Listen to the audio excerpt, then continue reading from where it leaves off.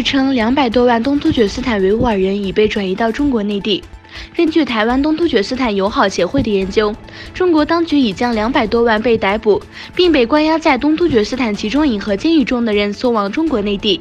众所周知，中国政府在过去3年中任意逮捕了500多万维吾尔族、哈萨克族和其他突厥穆斯林，而且自2018年第2季度以来，被拘留者已经开始被派往中国。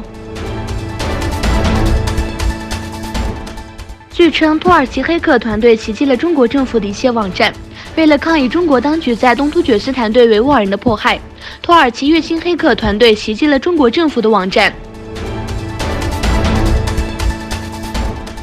联合国大会以116票支持、6票反对通过动议，敦促应从查格斯群岛无条件撤走殖民统治，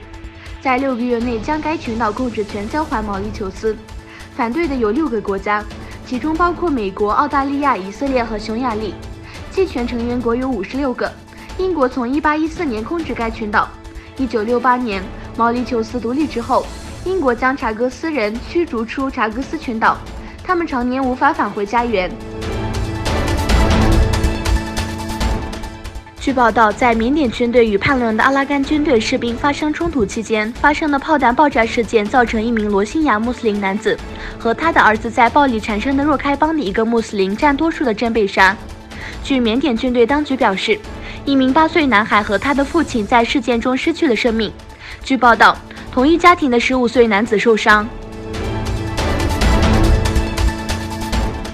据报道，沙特阿拉伯3名知名伊斯兰学者将在斋月后面临处决。一份中东之眼的报告引用了其中一名男子的亲属以及2名匿名沙特官员的报告称，沙特阿拉伯计划在伊斯兰圣月斋月之后处死3名受欢迎的学者和电视名人。这3人是谢赫·萨勒曼·奥达、谢赫·阿瓦迪·卡尔尼和最受欢迎的广播员阿里·卡米日。他们3人在阿拉伯语世界中享有广泛的支持，并拥有庞大且具有影响力的社交媒体。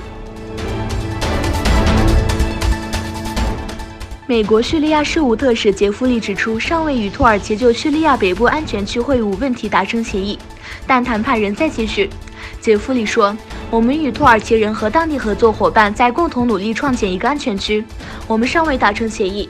他表示，我们不相信土耳其和俄罗斯在叙利亚建立反美合作。他仍然没有积极回应土耳其的要求。他说，土耳其要求在叙利亚北部建立一个30公里的安全区，我认为我们不能做到30公里。